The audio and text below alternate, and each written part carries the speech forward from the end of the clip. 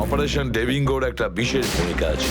এই মিশনে আমাদের আন্ডারকভার কপস গ্যাংস্টার হয়ে ক্রাইম সিন্ডিকেটের গ্যাংয়ে ঢুকে পড়েছে। আরে প্যান্ট তুমি কোত্থেকে পেলে? কারণ ক্রাইম স্পটে আমি তো এরম কোনো প্যান্ট পাইনি। সিআইডি নিরাপরাধ অফিসার্সরা মারা পড়ছে, আর আপনার সাহায্যে আমরা তাদের বাঁচাতে পারি। এটা কি করে হতে পারে? দয়ার রক্ত আমার প্যান্টে? দয়ার প্রাণ বিপন্ন।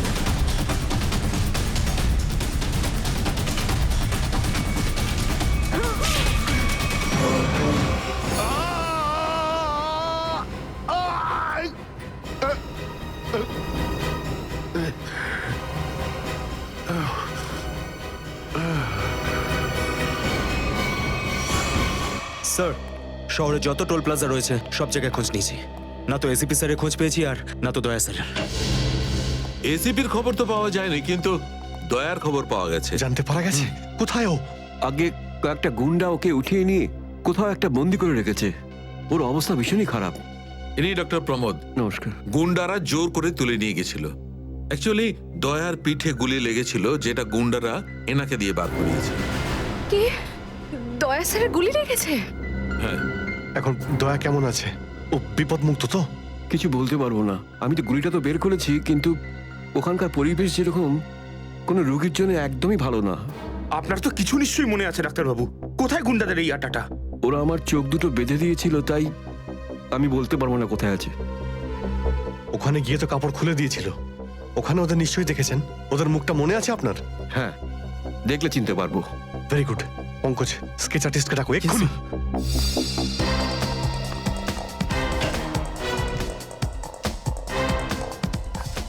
অভিজিৎ, ওই আমি তোমার সাথে। হাই। স্যার, আপনি এখানে? হ্যাঁ, আমি এখানে। আচ্ছা সারিকা, পেন্টে যে রক্তটা লেগেছিল তার ডিএনএ রিপোর্টটা এসেছে? হ্যাঁ, এসেছে। সেটাই বলতে এসেছিলে না অভিজিৎ স্যারকে? হয়তো তুমি আগেই বলে দিয়েছো। তোমার বসকে ডক্টর সালুকাকে বলার কথা মনেই হয়নি। ছাড়ো ছাড়ো, কোনো ব্যাপার না, কোনো ব্যাপার না। হতেই পারে, হতেই পারে। ছাড়ো ছাড়ো। কি আছে ওই ডিএনএ রিপোর্টে? ওই ব্লাড স্যাম্পলটা কার সারিকা?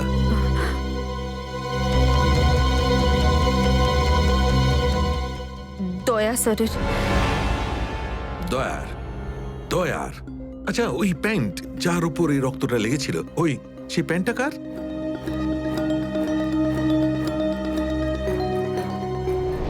এটা কি করে হতে পারে? দয়ার রক্ত আমার প্যান্টে? অভিজিতের। এত দূর যখন চলেই এসেছো, তোমাকে কি এমনি এমনি চলে যেতে দেবো আমি? বারে বাহ, দেখেই বলে গঙ্গা জলে গঙ্গা পুজো করা। কেতন, খুব জল তেষ্টা পেয়েছে, ডাবের জল খাই না, চলো না। দাঁড়া আসছি। কেতন, আরে না না না, কেন? ছাড়ো। চলো না প্লিজ। কেতন, কেতন। বাকি শপিং না অন্য কোনো দিন করো, চলো বাড়ি যাই। না না, আমি এখনই শপিং কেতন! করবো। অন্যদিন কেন? আরে বোঝার চেষ্টা করো না, আমার শরীর খারাপ। প্লিজ প্লিজ না, না, বোঝার চেষ্টা এক্ষুনি। করো। আমি বলছি প্লিজ না, কথা এক্ষুনি। শোনো আমার। কেতন, কি আপনি? কোথায় ছিলে তুমি কেতন? কে এটা? আমি কি করে জানবো? আমি চিনি না এনাকে। তুমি আমাকে চেনো না? নিজের সিমিকে চিনতে পারছো না কেতন?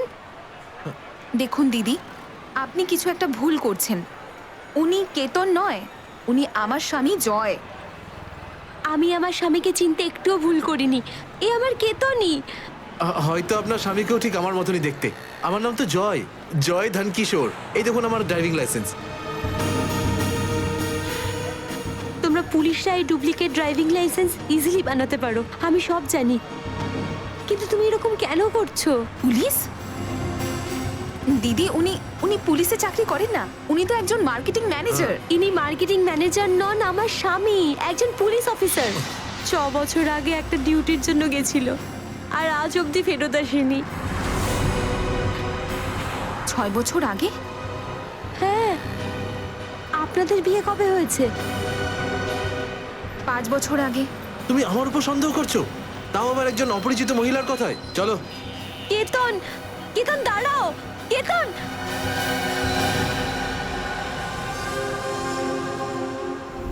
অভিজিতের প্যান্টের ওপর দয়ার রক্ত। তিনবার টেস্ট করিয়েছি, কিন্তু ফলাফল ওই। আর সেই কারণে তুমি প্যান্টটা চুপচাপ সারিকাকে দিয়ে দিয়েছিলে, কারণ তুমি জানতে ওই প্যান্টে দয়ার রক্ত লেগে আছে। যদি আমি জানতাম যে আমার প্যান্টে দয়ার রক্ত লেগে আছে, তাহলে সেটা আমি টেস্ট করার জন্য কেন দেব?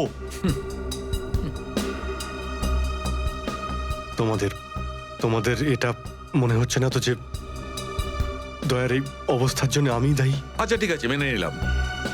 যদি তোমার কোনো দায় না থাকে তাহলে চুপচাপ তুমি সারিকাকে প্যান্টটা কেন দিলে? ওই প্যান্টটা তুমি ডাইরেক্ট আমাকেও দিতে পারতে। দিতে পারতাম স্যার, কিন্তু সব সময় আপনি আমার বিরুদ্ধে কথা বলেন। আমাকে ছোট করার কোনো সুযোগই আপনি ছাড়েন না। এই জন্য ওই প্যান্টটা আমি আপনাকে দিইনি। আর সেই কারণে সিনিয়র ইন্সপেক্টর অভিজিৎ, তুমি এটাও বলনি যে যখন দয়া আহত হয়েছিল তুমি নিজে সেখানে উপস্থিত ছিলে।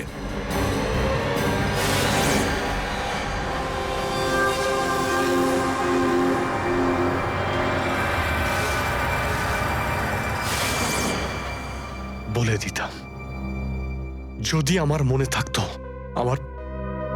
আমার এখনো কিছু মনে নেই যে ওই রাতে কি হয়েছিল। আপনার মনেই নেই যে ওই রাতে কি হয়েছিল? ডক্টর সালুকে, আমরা অভিজিৎ স্যার আর দয়া স্যারের বন্ধুত্বের উদাহরণ দিই, আর আপনি ওনাদের উপরে এরকম অপবাদ দিচ্ছেন? হ্যাঁ স্যার, অভিজিৎ স্যার নিজের জীবন দিয়ে দেবেন, কিন্তু দয়া স্যারের ওপর একটা আঁচল লাগতে দেবেন না। ও আচ্ছা, চলো ঠিক আছে, মেনে নিচ্ছি। আমি আমার সমস্ত কথা ফিরিয়ে নিচ্ছি। I am sorry. আমি মেনে নিচ্ছি যে দয়া আজকে যে অবস্থায় আছে তার দায় অভিজিতের নয়, কিন্তু এই কথাটা আমি কিছুতেই মানবো না যে দয়া যখন আহত হয়েছিল তখন অভিজিৎ ওখানে ছিল আর ওর কিছুই মনে নেই। কিছু একটা ঘটনা অভিজিতের মাথায় নিশ্চয়ই ঢুকে গেছে, কিছু তো আছে। ইটস ইম্পসিবল, কিচ্ছু মনে নেই। ডক্টর সালুকে, আপনি আমার কাটা ঘায়ে আর নুন ছেটাবেন না। আপনি খুব ভালো মতোই জানেন যে আমার স্মৃতিশক্তি। জানি অভিজিৎ, আমাকে মনে করিয়ে দেওয়ার চেষ্টা করো না। আমি ভালো করে জানি অভিজিৎ, যখন সিনিয়র ইন্সপেক্টর অভিজিৎ কোনো প্রবলেমের মধ্যে পড়ে তখন ওর কাছে একটা মস্ত বড় হাতিয়ার আছে, ওর স্মৃতিশক্তি। প্লিজ সালুকে স্যার, আপনি অভিজিতের integrity. Hold on doctor Sarika, ইন্টিগ্রিটির পার্ট তুমি আমাকে পড়াতে এসো না। তুমি সিআইডির সবচেয়ে বড় নিয়ম ভেঙেছো, আমাদের কাছ থেকে এইরকম একটা বড় প্রমাণ লুকানোর। আন্ডারস্ট্যান্ড? ইন্টিগ্রিটি। স্যার, ওই দিন রাতের এমন কোনো কথা যেটা আপনার মনে আছে? যাই হোক,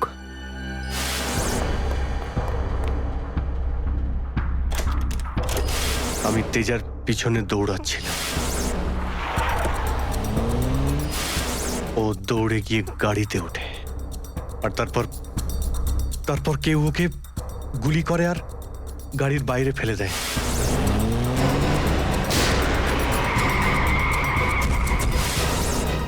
যখন আমি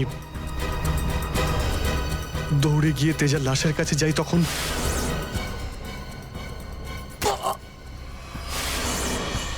কেউ আমার ঘাড়ের কাছে কিছু একটা সূচের মতো।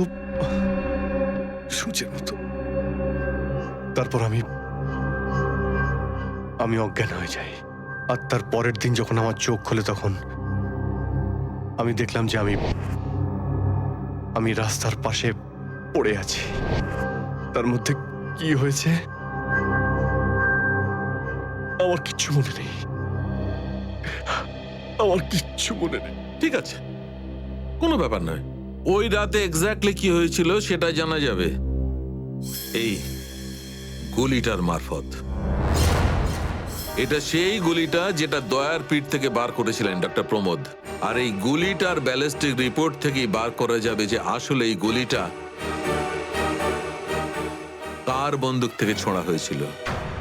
Sarika, come with me. Doctor Pramod, এক মিনিট। আপনি স্কেচ বানাতে হেল্প করবেন, আর আমি আপনাকে কয়েকটা প্রশ্ন করতে চাই। হ্যাঁ, জিজ্ঞাসা করুন। ডক্টর প্রমোদ, আপনাকে ওই গুন্ডারা কোথা থেকে কিডন্যাপ করেছিল? প্রতাপনগর থেকে। আর তারপর আপনার চোখে কাপড় বেঁধে দেয়?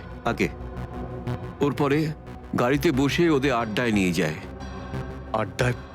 আচ্ছা, আড্ডাতে পৌঁছাতে আপনার কতক্ষণ লেগেছিল মনে আছে? 40-45 মিনিট। 40-45 মিনিট। এটা ঠিক কটার সময়? রাত তখন এই 10:30টার মতন। রাত 10:30টা? ওই সময় তো প্রতাপনগরে খুব একটা ট্রাফিক থাকে না, রাস্তা ফাঁকাও থাকে। শ্রেয়া, শহরের ম্যাপটা নিয়ে এসো, আর সেই সব জায়গা লিস্ট বানাও যেখানে প্রতাপনগর থেকে যেতে 45 মিনিট সময় লাগে। শ্রেয়া, কি হলো? শহরের ম্যাপটা নিয়ে এসো তাড়াতাড়ি। সরি স্যার, আমার শরীরটা ভালো লাগছে না, এক্সকিউজ মি।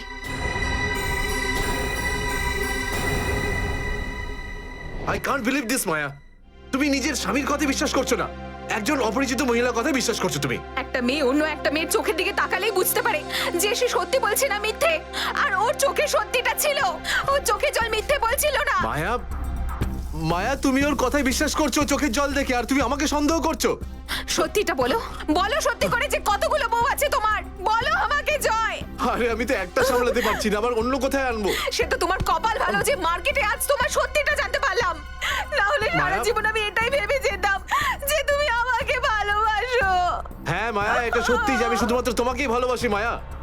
তাহলে বলছো না কেন নিজের ব্যাপারে সত্যিটা? নিজের অতীতের ব্যাপারে কেন বলো না আমাকে কিছু? মায়া তুমি তো সব জানো আমার সম্পর্কে, যে আমার কেউ নেই কোনোদিন, আর তুমি ছাড়া আমার কে আছে বলো? আর তোমার কাজ? তুমি পুলিশে আছো নাকি মার্কেটিং ম্যানেজার? মার্কেটিং মায়া। সব মিথ্যে। আমি তোমার অফিসে যেতে চাই। আমি কিছু জানি না, আমি তোমার অফিসে যেতে ঠিক চাই। আছে, ঠিক আছে, অফিস যেতে চাও? আমি সামনের সপ্তাহে তোমাকে আমার অফিসে নিয়ে যাবো, খুশি? কেন? পরের সপ্তাহে কেন? হ্যাঁ, কালকে কেন নয়? হ্যাঁ, বরং আমি তো বলবো যে কাল নয়, আজই যেতে চাই আমি তোমার মায়া অফিসে। মায়া মায়া, সন্দেহের একটা লিমিট থাকে মায়া।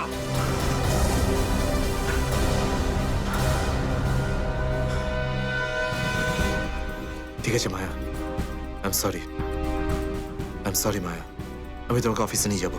মিথ্যে কথা বলার একটা লিমিট আছে জয়, ওরফে কেতন। মায়া, যতক্ষণ না তুমি আমাকে সত্যিটা বলছো, আমার সাথে কথা বলতে আসবে না তুমি। Maya listen to me Maya, please শোনো মায়া। মায়া, মায়া দরজা খোলো মায়া।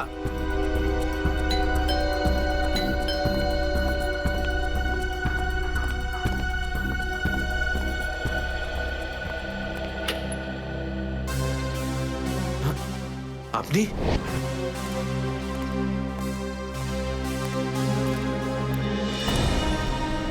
কেতন, মিশনের কাজটা থামিয়ে দাও আর এই মুহূর্তে এখান থেকে চলে যাও। না স্যার, আমি এই মিশনের জন্য আমার জীবনে 6টা বছর দিয়েছি স্যার। স্যার প্লিজ স্যার, আপনি এই মিশনটা আটকাতে পারেন না স্যার। আমি এই মিশনটা কমপ্লিট করা খুব তুমি কাছাকাছি। বুঝতে পারছো না কেন কেতন? তোমার জীবন কতটা বিপন্ন তুমি জানো? আর তাছাড়া আমি অন্যান্য অফিসারদের এইভাবে মরে যেতে দেবো না। 4টের সময় গোলমা বাস স্ট্যান্ডে অপেক্ষা করবে, that's an order. Sir, sir please sir, sir please. Sir সব মিলিয়ে 4টে এমন জায়গা রয়েছে যেটা প্রতাপনগর থেকে 45 মিনিটের দূরত্বে রয়েছে। এটা হচ্ছে ভিকে রোড, যেখানে কল সেন্টার্স আর অফিসগুলো রয়েছে। এটা সেই জায়গাটা হতে পারে না। আর এই পশ্চিমে শ্যামনগর স্যার, এখানে বেশিরভাগ সব ফ্ল্যাট স্যার। ডক্টর প্রমোদ, আপনার ঠিক মনে আছে যেখানে আপনাকে নিয়ে গেছিল সেই জায়গাটা বাংলো বা ফ্ল্যাট ছিল না? হ্যাঁ, পুরনো কোনো এলাকায়। এখন তাহলে বাকি রইল সাউথ আর ইস্ট। এই সাউথের দিকে চিত্রকূটনগর আর ইস্টে বিদ্যাধরনগর। চিত্রকূটনগরে তো অনেক দোকান রয়েছে, আর বিদ্যাধরনগর এখানে তো অনেক স্টুডিও রয়েছে, ফিল্মের শুটিং হয় এখানে। আরে শ্রেয়া, আচ্ছা এখন তোমার শরীর কেমন আছে? আমি ঠিক আছি স্যার, থ্যাংক ইউ। শ্রেয়া, চাইলে তুমি বাড়ি গিয়ে বিশ্রাম নিতে পারো, ততক্ষণ আমরা এসব খোঁজ নিচ্ছি। না স্যার, যতক্ষণ দয়া স্যার আর এসিপি স্যারের খোঁজ পাওয়া যাচ্ছে না, আমার শান্তি হবে না। ওকে, ঠিক আছে। মানে দয়া হয় বিদ্যাধরনগরে, না হলে চিত্রকূটনগরে আছে। ডক্টর প্রমোদ আপনাকে যেখানে নিয়ে গেছিল, আশপাশ থেকে সেখানে কি কোনো শব্দ আসছিল? আপনি কিছু শুনেছিলেন ওখানে? হ্যাঁ, একটা গান বারবার শোনা যাচ্ছিল। মানে বলতে চাই, প্রত্যেক আধ ঘন্টা পর ওই গানটাই শুনছিলাম। তার মানে আশেপাশে কোথাও ফিল্মের শুটিং চলছিল, মানে বিদ্যাধরনগর। বিদ্যাধরনগর, কারেক্ট। ফিল্মের সব স্টুডিও ওখানেই আছে। এটা খোঁজ নাও যে বিদ্যাধরনগরে কোন স্টুডিও আছে যেখানে এই গানটার শুটিং চলছিল। দেখো রে নয়ন মেলে জগতের বাহার, জগতের বাহার। ওটো ওটো ওটো ওটো সকাল হয়ে গেছে, স্কুল যাওয়ার সময় হয়ে গেছে। ভালো বাবু, সোনা বাবু, ওঠো। কারা তোমরা? সিআইডি দের শত্রু আর অপরাধীদের বন্ধু। দেখো দেখো দেখো দেখো দেখো দেখো কেমন করে ছটফট করছে, দেখো খাঁচায় বন্দি সিংহের মতন ছটফট ছটফট ছটফট ছটফট ছটফট ছটফট। একবার শুধু শেকলটা খুলে দে, তারপর দেখ তোদের কি অবস্থা করি। না না না না না, আমরা কি মরতে চাই নাকি যে তোমার হাত খুলে দেবো? আরে আমরা তো শুধু এটা বলতে এসেছিলাম যে তোমার সাথে সাথে তোমার পুরো সিআইডি টিমের এবার সর্বনাশ হতে চলেছে। সর্বনাশ। অনেক দেখেছি তোদের মতন সিআইডির সর্বনাশ করার লোক।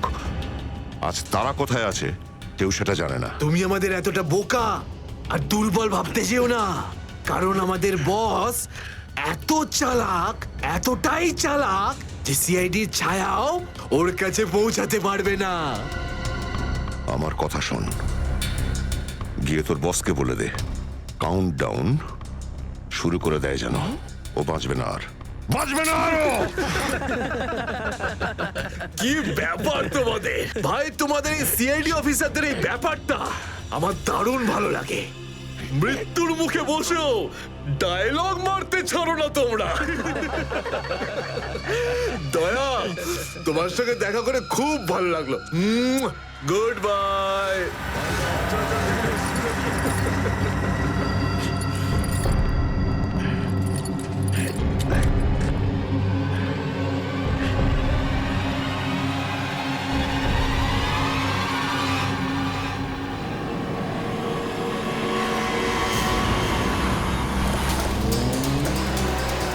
সেদিন দেখা হয়েছিল গানটার শুটিং এই স্টুডিওতেই চলছিল, তাই তো? হ্যাঁ স্যার, এটাই সেটা, বিরাট স্টুডিও।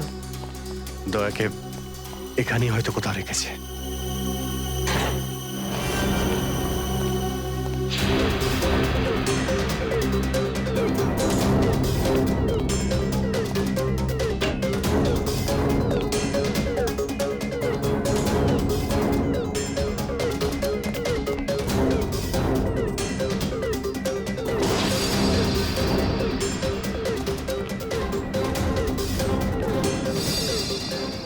এত রক্ত? তার মানে স্যার, দয়া স্যার এখানেই ছিলেন? এই শিকল দিয়ে বেঁধে রেখেছিল আমার বন্ধু দয়াকে। একবার যদি আমি এদের পাই না। স্যার, এই চায়ের কাপটা পেলাম, চা এখনো গরম রয়েছে। যা গরম আছে তার মানে হলো ওরা এখান থেকে বেশি দূর যায়নি।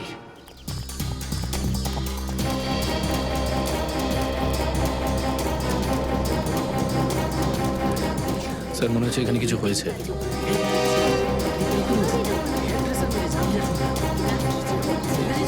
সরে যান প্লিজ, সরে যান, সাইড দিন। আমরা সিআইডি থেকে এসেছি। স্যার দেখুন না, কেউ ঋতুকে খুন করে ফেলেছে। কি করে হলো এইসব? বলতে পারবো না স্যার, আমরা সবাই শুটিংয়ে ব্যস্ত ছিলাম তো তো হঠাৎ গুলি চালাবার আওয়াজ পেলাম, আর এখানে এসে দেখলাম এই মরে আছে। কতক্ষণ আগে চলেছিল গুলি? স্যার এই ধরুন আধ ঘন্টা আগে। স্যার আমরা লোকাল পুলিশকেও ইনফর্ম করে দিয়েছি স্যার। ঠিক আছে, আপনারা একটু এখান থেকে পিছিয়ে যান একটু।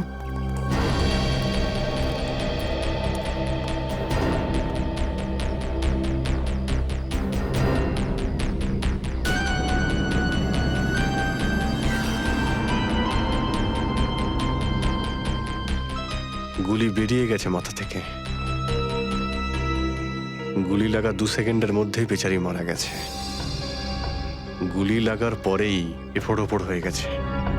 একটু চেক করো আশেপাশে, দেখো গুলি এই ডিরেকশনে কোথাও পাও কিনা।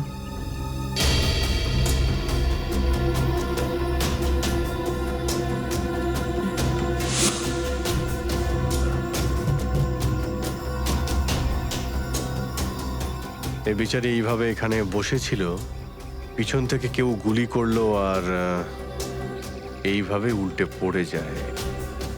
আর এই আঘাত, এটা আবার কি ব্যাপার?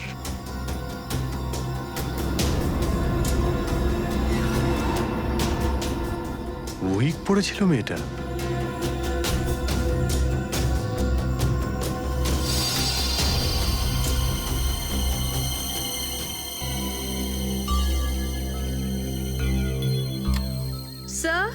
হ্যাঁ পুরবি, গুলি পেয়ে গেছি। রাইফেলের গুলি মনে হচ্ছে। রেখে দাও এটাকে। আচ্ছা, কি উইক পড়তো? একদমই না স্যার, ও আসলে আমার হেয়ার ড্রেসার ছিল, আর আমার উইগস আর সব কিছু ওই রাখতো। যে উইগটা ও পরেছে না, সেটা আমার নেক্সট সিনের জন্য লাগতো। ঋতু আপনার উইক পড়েছিল? হ্যাঁ স্যার। সুশান্ত, বুঝতে পারলে? যখন ঋতুকে গুলি করা হয় তখন খুনি ওর মুখটা দেখেনি, গুলি পিছন থেকে চালিয়েছিল। আর যখন ঋতুর গুলিটা লেগেছিল তখন ও ওনার উইক পড়েছিল। মানে গুলিতে ঋতুর নয়, আপনার নাম লেখা ছিল। কি? হ্যাঁ, আপনাকে কেউ মারতে চায়। এই দেখো, 0.33 ক্যালিবারের বুলেট এটা, যেটা দিয়ে ঋতুকে মারা হয়েছে, যেটা শুধুমাত্র স্নাইপার রাইফেল দিয়েই ছোঁড়া যায়। তাহলে সালুখা স্যার, এই ওর মাথাতে দুটো লাল রঙের চিহ্ন কিসে? এই লাল চিহ্ন দুটো এন্ট্রি আর এক্সিট উন্ড। ঋতুর মাথার মধ্যে গুলি এই দিক দিয়ে ঢুকেছে আর এইখান দিয়ে বেরিয়ে গেছে। এই এক্সিট বোন এন্ট্রি বোন থেকে প্রায় হাফ ইঞ্চি নিচে, মানে গুলি উপর থেকে নিচে চালানো হয়েছিল। আগে হ্যাঁ, গুলিটা ঋতুর মাথায় এইখান দিয়ে ঢুকেছিল আর এইখান দিয়ে বেরিয়ে এসে সোজা ভ্যানিটি ভ্যানের ফুটবোর্ডে এসে আটকে গেছে। আর আমাদের ক্যালকুলেশনের হিসেবে গুলিটা চালানো হয়েছে এদিক থেকে, এইভাবে। গুলিটা প্রায় 2-3 তলার ওপর থেকে ছোঁড়া হয়েছে। অনেক কিছু জানতে পেরে গেছেন স্যার আপনি। হ্যাঁ, ঋতুর কেসে তো আমি অনেকটাই জানতে পেরে গেছি।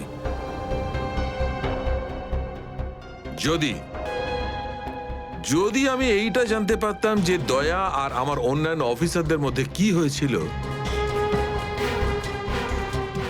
কিন্তু আফসোস, যে লোকটি এই কথাটা বলতে পারতো সে বলতেই চাইছে না। আপনি কি বলতে চাইছেন যে আমি কি বলছি না? মনে থাকলে তো বলবো। আপনি সবসময় আমার বিরুদ্ধে বাজে অভিযোগ করেন। না অভিজিৎ, সালুকে কারোর ওপর কখনো বাজে অভিযোগ করে না। ওটা সালুকে প্লিজ, আপনি কি প্লিজ? প্লিজ স্যার, সালুখা স্যার প্লিজ, আমরা কি এখন শুধুমাত্র ঋতুর কেসটা নিয়ে কথা বলতে পারি?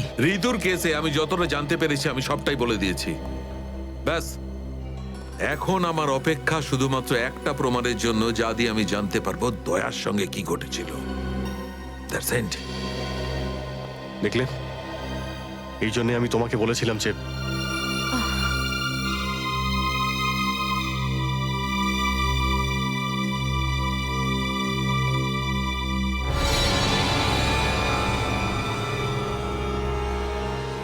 Sharp shooter. স্যার আমি বলছি না, শেষ এক সপ্তাহ এখানে কোনো শুটিং হয়নি, তাই এখানে কারো আসার প্রশ্নই ওঠে না। মানে গত এক সপ্তাহ ধরে তুমি ছাড়া এই স্টুডিওতে আর কেউ আসেনি? আগে না স্যার। তার মানে গুলি তুমি চালিয়েছো? আমি গুলি কি করে চালাবো? আমার তো দীপাবলির বাজিতেও ভয় লাগে। তাহলে ভালো করে ভেবে উত্তর দাও। কেউ না কেউ তো গিয়েছিল সেকেন্ড ফ্লোরে। হ্যাঁ স্যার, একজন প্লাম্বার এসেছিল ওই পাইপ ঠিক করতে। সেকেন্ড ফ্লোরে? হ্যাঁ স্যার। নিয়ে চলো সেখানে, চলো।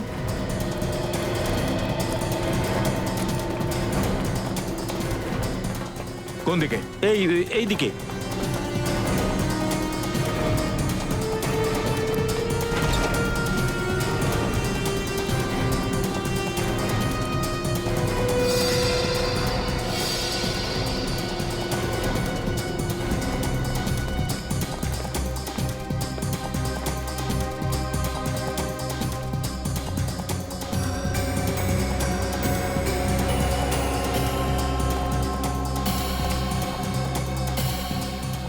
এখান থেকে।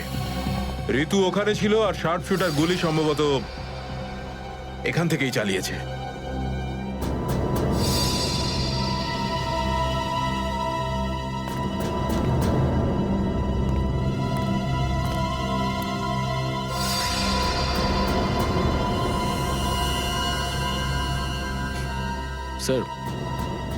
স্যার, লাবণ্যকে গুলি করা হয়েছিল। এই হলো ওই গুলিটার শেল। তুমি? স্যার, স্যার এতে আমার কোনো দোষ নেই স্যার। স্যার প্লিজ আমার বিরুদ্ধে কোনো কমপ্লেন করবেন না, আমার চাকরি চলে যাবে, প্লিজ প্লিজ। ভয় পেও না। আচ্ছা আমাকে এটা বলো, ওই প্লাম্বারের মুখটা দেখেছিলে তুমি? স্কেচ বানাতে পারবে? স্যার আসলে কি বলুন তো, আমি না চশমা ছাড়া কিছু দেখতে পাই না। আর ও যখন এসেছিল তখন আমার চশমা কোথাও হারিয়ে গিয়েছিল, আর আমি চশমাটাই খুঁজছিলাম। এই লাবণ্যর কোনো না কোনো শত্রু তো নিশ্চয়ই আছে, নইলে কেউ ওকে মারার চেষ্টা কেন করবে? এই লাবণ্য ঠিকুজি বের করেছি স্যার, ওর কারোর সাথে কোনো শত্রুতা ছিল না। হ্যাঁ স্যার, ফ্লপ হচ্ছিল ওর সব ফিল্ম। তাহলে এরকমও হতে পারে না যে অন্য কোনো অভিনেত্রী হিংসা বা ঈর্ষার কারণে ওকে মারার চেষ্টা করে থাকবে।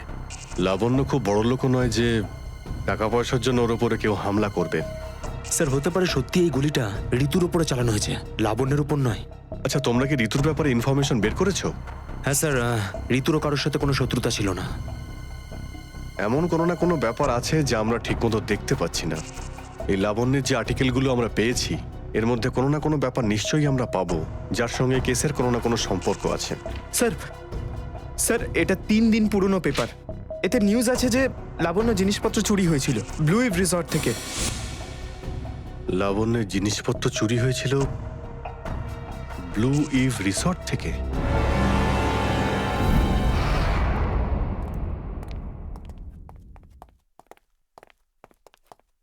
এটাই রুম স্যার।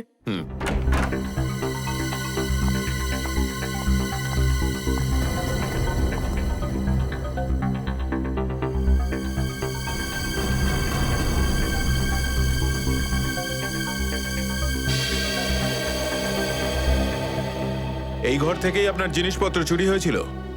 একদমই তাই স্যার, কিন্তু খুব একটা দরকারি জিনিস ছিল না, এই এমনি 1,500-2,000 টাকা আর নকল জুয়েলারি। আর পুলিশ কোনো সূত্র পায়নি এখান থেকে? না স্যার। কিন্তু চোর এখানে আসলো কি করে? জানলা দিয়ে, এসির জায়গা দিয়ে নাকি? স্যার দরজা থেকে এসেছিল। পুলিশের কথা অনুযায়ী ও চাবির ব্যবহার করেছিল ঘরটা খুলতে। আর এই ঘরের চাবিটা কার কার কাছে ছিল? একটা আমার কাছে আর একটা এদের কাছে। ও মানে হোটেলের কোনো ভেতরের লোকের কাজও হতে পারে। ম্যাডাম আপনি এসব কি বলছেন? 15 বছর পুরনো আমাদের হোটেল। আমরা খুব সৎভাবে কাজ করে এখানে গুডউইল বানিয়েছি, আর আমাদের হোটেলের কোনো লোক এটা করতে পারে না। হয় এই কাজটা কোনো হোটেলের ভেতরের লোকই করেছে, অথবা কোনো বাইরের লোক এই চাবি চুরি করে চাবির ডুপ্লিকেট বানিয়ে নিয়েছে। আর এই দুটো সিচুয়েশনেই তোমাদের হোটেল দায়ী, বুঝলে কিছু? ছেড়ে দিন না স্যার, এই ছোটখাটো চুরির জন্য কেন ওদের ডিস্টার্ব করছেন? লাবণ্য দেবী, এই জিজ্ঞাসাবাদ আমরা আপনার জিনিসপত্রের জন্য করছি না, বরং এটা তাকে ধরার জন্য করছি যে আপনাকে মারতে চাইছে। কারণ আমাদের মনে হয় যে এই চুরির সম্পর্কের সাথে আপনার উপর প্রাণঘাতী হামলার সাথে থেকে থাকতে পারে। সেই কারণে একটু ঠিক করে মনে করে বলুন, আর কোনো বিশেষ জিনিস বা কোনো দামি জিনিস যেটা চুরি হয়েছে? হ্যাঁ, আমার তো না, কিন্তু আমার হেয়ার ড্রেসার ঋতুর জিনিস চুরি হয়েছিল। আর তারপর ওর হঠাৎ করে মুড অফ হয়ে গেছিল আর ও খুব কাঁদছিল। এমন কি জিনিস চুরি হয়েছিল ওর? একটা অদ্ভুত শোপিস ছিল। শোপিস? হ্যাঁ, আমিও অবাক হয়েছিলাম ভেবে যে একটা শোপিসের জন্য এত ভেঙে পড়ার কি আছে। আর আমি ওকে বলেও ছিলাম যে আমি ওকে একটা নতুন শোপিস এনে দেবো, কিন্তু হয়তো ওই শোপিসটা ওর জন্য খুব দামি ছিল। খুব দামি শোপিস ছিল? না না, ওই ট্রিপোলিয়াম বাজারে যে চাইনিজ শোপিসের দোকানগুলো আছে না, সেখান থেকেই নিয়েছিল। ওই হবে 700-800 টাকার মতো। ত্রিপোলিয়া বাজারে চাইনিজ জিনিসপত্রের দোকান?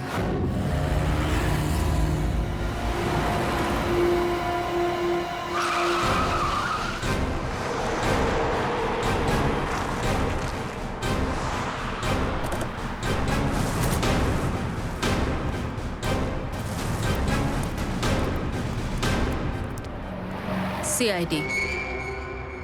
সিআইডি?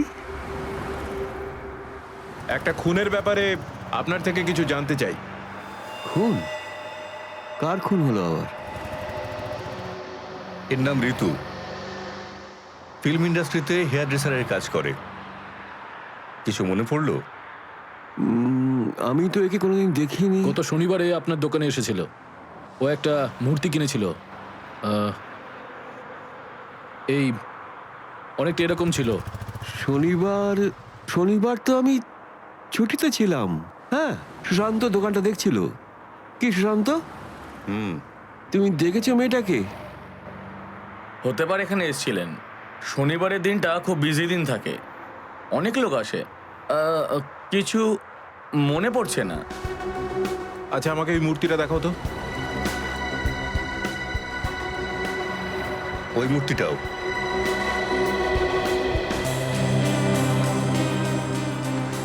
এরকম আর কটা পিস আছে আপনার দোকানে? এই 15-20টা হবে। কি সুশান্ত? হ্যাঁ,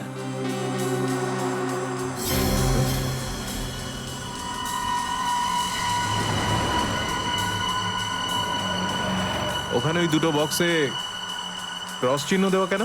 আরে আরে ওটা তো ডিফেক্টিভ পিস, এগুলো ফ্যাক্টরিতে রিটার্ন যাবে, আপনার কোনো কাজে আসবে না। সেটা এক্ষুনি জানতে পারা যাবে। দেখাও ওটাকে। দেখাও।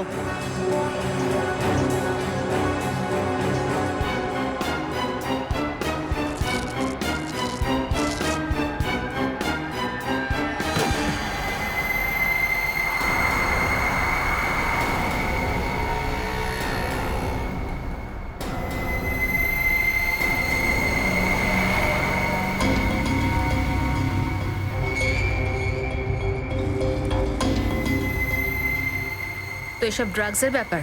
ঋতু কেউ এরকমই শোপিস বেঁচেছিলে? সুশান্ত, তুমি আমার দোকানে থেকে ড্রাগসের কারবার করতে? এবার বন্ধ করো এই নাটকটা।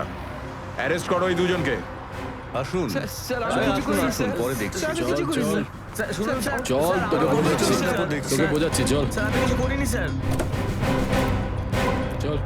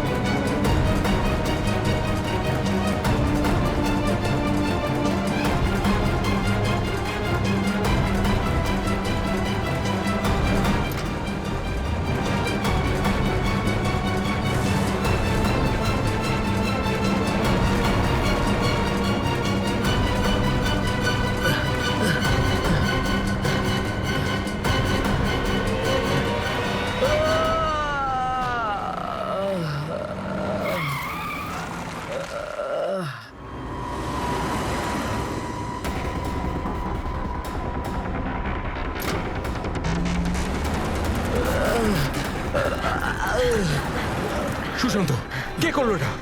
বলো সুশান্ত, উত্তর দাও। হ্যাঁ বলো, বলো সুশান্ত, কে করলো এটা? সুশান্ত,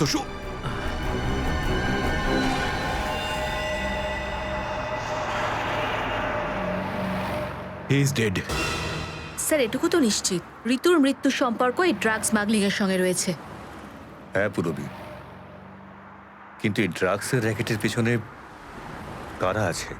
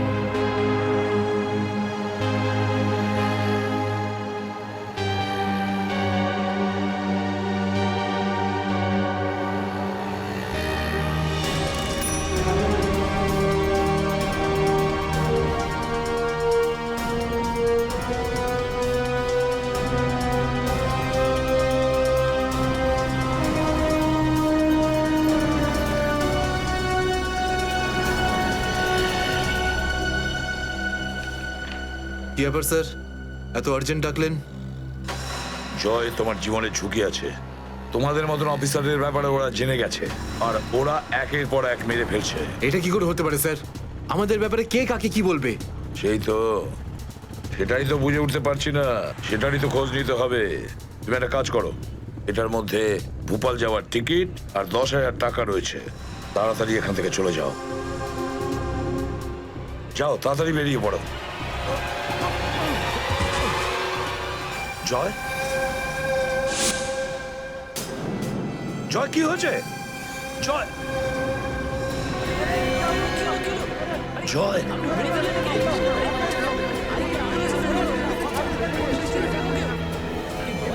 মাই গড,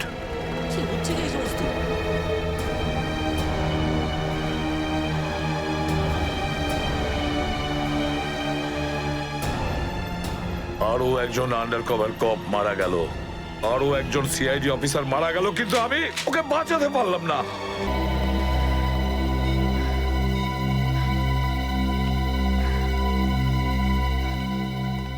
দয়া স্যারের ফোনটা কেন লাগছে না? শ্রেয়া, দয়া স্যারও ঠিক ফিরে আসবেন যেরকম অভিজিৎ স্যার এসেছেন। স্যার কিভাবে ফিরে আসবেন? আমরা তো এটাও জানি না যে দয়া স্যার কোথায় আছেন। স্যার, নাইবা দয়া স্যারের খোঁজ পাওয়া যাচ্ছে, নাইবা এসিপি স্যারের। শ্রেয়া ওনারা সিআইডি অফিসার, এরকম অনেক সমস্যার সম্মুখীন হয়েছেন। যেখানেই থাকুক না কেন নিশ্চয়ই ভালো থাকবেন ওনারা। স্যার, আপনি এমনটা কিভাবে বলতে পারেন? আপনি রক্ত দেখেছিলেন তো? কতটা রক্ত পড়েছিল বলুন তো ওখানে? আর ওই গুলিটা, যে গুলিটা দয়া স্যারের শরীর থেকে বেরিয়েছিল। হ্যাঁ শ্রেয়া, আমি সবকিছু দেখেছি, কিন্তু তার মানে এটা তো নয় যে সিআইডি অফিসাররা মারা যান না। স্যার, হ্যাঁ স্যার, আপনি ঠিক আছেন তো? স্যার, কাল থেকে আপনাকে ফোনে পাচ্ছিলাম না। হ্যাঁ, আমি একটা জরুরি কাজে ব্যস্ত ছিলাম। এমন একটা টপ সিক্রেট কাজ ছিল, কাউকে বলতে পারিনি, এমনকি তোমাদেরও নয়। স্যার, কি স্যার, দয়া স্যারের কোনো খোঁজ পাওয়া যাচ্ছে না। দয়া স্যারের কোনো খোঁজ পাচ্ছ না মানে? স্যার, দয়া স্যার নিখোঁজ। কিন্তু গেল কোথায় ও? জানি না স্যার, ওনার ফোনটাও লাগছে না। আর ওনার গায়ে গুলিও লেগেছে। দয়ার গায়ে গুলি লেগেছে? এক মিনিট, এই ব্যাপারটা তোমরা জানলে কি করে? স্যার, সালুকে স্যার বলছিলেন যে দয়া স্যারের বডি থেকে একটা ডক্টর গুলি বের করেছেন আর চুপ করে নিয়ে এসে ওনাকে দিয়েছেন। দয়ার বডি থেকে গুলি বের করে সেটা শালুকে পাঠানো হয়েছে? অভিজিৎ, অভিজিৎ কোথায়? স্যার, অভিজিৎ স্যারও নিখোঁজ ছিলেন, 3 ঘন্টা আগেই ফিরে এসেছেন। আর তার থেকে বড় কথা স্যার, অভিজিৎ স্যারের প্যান্টে দয়া স্যারের রক্ত লেগেছিল। অভিজিৎ নিখোঁজ? 3 ঘন্টা আগে ও ফিরে এসেছিল, আর ওর প্যান্টের ওপর দয়ার রক্ত লেগে আছে? আর ওনার কিছুই মনে নেই স্যার। আর ওর কিছু মনে নেই? সেই একই ব্যাপার, সেই একই ব্যাপার। অভিজিৎ যখনই কোনো মুশকিলে পড়ে ওর স্মৃতিশক্তি লোপ পেয়ে যায়। এসব কি হচ্ছে সিআইডির মধ্যে? আমাদের তিনজন আন্ডার কভার অফিসার মারা গেছে। ওই অফিসারদের ব্যাপারে আমি ছাড়া আর কেউ কিচ্ছু জানতো না, কিন্তু ওদের নাম বাইরে ফ্ল্যাশ হয়ে গেছে। কিভাবে? স্যার, এই কথাটা যদি শুধু আপনি জানতেন তাহলে। সেটাই তো বলছি আমি সচিন, সেটাই তো বুঝে উঠতে পারছি না, এসব কি করে হলো, কিভাবে হলো। এটার একটাই মানে দাঁড়ায় সচিন, আমাদের মধ্যেই কেউ একজন আছে যে আমাদের সঙ্গে বেইমানি করছে, আমাদের সাথে বেইমানি করছে। একজন বেইমান আছে। আর স্যার, একটা কথা আরো, একজন হেয়ার ড্রেসার খুন হয়ে গেছে স্যার। Hair dresser? হ্যাঁ স্যার, শুটিং চলাকালীন ওকে খুন করা হয়েছে। স্যার, মনে হচ্ছে এই খুনটা ড্রাগসের কারণে হয়েছে। আর স্যার, তদন্ত করতে করতে একটা লোক পর্যন্ত পৌঁছেছি, কিন্তু শেষে ও মারা যায়। আর স্যার, ওর পকেট থেকে আমরা এই কাগজটা পেয়েছি। স্যার, এটার উপরে কিছু নাম্বার লেখা রয়েছে। 185637245 183567235। আমার মনে হয় সচিন, এটা কোনো টেলিফোন বা মোবাইলের নাম্বার নয়। এই নাম্বারটা অন্য কিছু, এই নাম্বারটা অন্য কিছুরই হবে। কিন্তু কি, কিসের নাম্বার হতে পারে এটা? হ্যাঁ সালুকে। আরে এরা তো সব তোমার সঙ্গেই আছে, তোমার অফিসাররা তো তোমাকে খুঁজে খুঁজে হয়রান হয়ে গেল। আমি কোথায় গিয়েছিলাম ওরা জানে। এবার তুমি বলো, এমন কোন কথা আছে যেটা ফোনে বলতে পারোনি? প্রদ্যুমন, এই কথাটা আমরা দুজন আলাদা বলতে পারি না। কেন? এমন কি কথা আছে যে এদের সামনে তুমি বলতে পারছো না? বলতে পারি, কিন্তু ভয় পাচ্ছি। ভয় পাচ্ছি যে যে লোকটাকে এরা হিরো মনে করে, যারা তার মতো হতে চেষ্টা করে, স্বপ্ন দেখে, যাতে ও নিজে এই লোকেদের দৃষ্টিতে পড়ে না যায়। এসব ঘুরিয়ে ফিরিয়ে কথা বন্ধ করো সালুকে। পরিষ্কার করে বলো, আর সবার সামনে বলো। ঠিক আছে, পরিষ্কার করে বলছি, আর আমি সবার সামনে বলছি। কিন্তু যেটা আমি বলবো সেটা শুনে কেউ যেন মনে করো না যে আমি কারোর ওপর বদলা নিচ্ছি বা কারোর সঙ্গে শত্রুতা করছি। ক্রাইম স্পটের ব্যালিস্টিক রিপোর্ট এসে গেছে। কি লেখা আছে রিপোর্টে? প্রথম গুলিটা চলে কালুর ওপর, অভিজিতের বন্দুক থেকে। আমাদের আন্ডার কভার কপের উপরে? আগে হ্যাঁ, শুধু তাই নয়, দ্বিতীয় গুলিটা চালানো হয়েছিল ভিকুর ওপর, দয়ার বন্দুক থেকে। না, এরকম হতে পারে না। অভিজিৎ স্যার আর দয়া স্যার ভিকু আর কালুকে এইভাবে চেয়ারে বেঁধে রেখে গুলি চালাতে পারে না স্যার। ফ্রেডে, ব্যালিস্টিক রিপোর্ট কখনো মিথ্যে কথা বলে না। আর সবচেয়ে ইম্পর্টেন্ট রিপোর্ট, সেই রিপোর্ট যার জন্য এদের সবাইকে বাইরে যেতে বলেছিলাম। অভিজিতের ফোন। অভিজিৎ, কোথায় তুমি? এখন এই মুহূর্তে ফরেনসিক ল্যাবে তুমি চলে এসো। ফরেনসিক ল্যাবে? কেন স্যার, কি হয়েছে?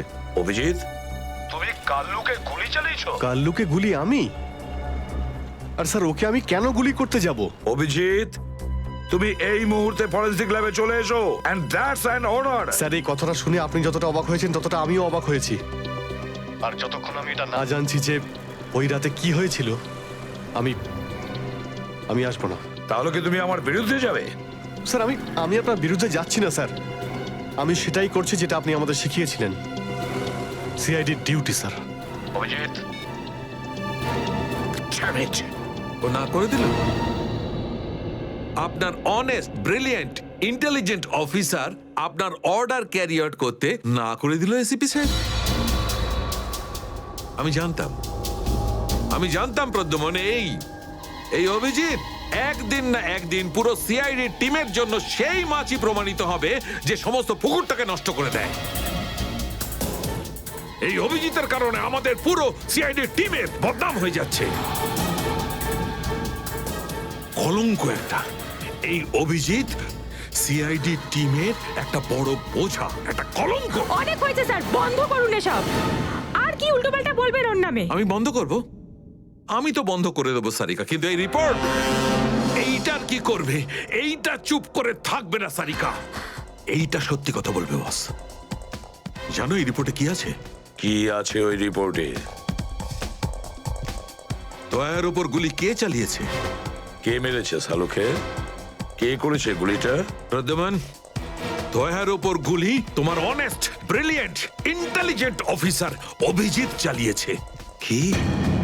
দয়া অভিজিতের গুলির শিকার হয়েছে প্রদ্যুমন। অভিজিৎ গুলি চালিয়েছে দয়ার ওপর। অভিজিৎ? অভিজিৎ অভিজিৎ দয়াকে গুলি করেছে?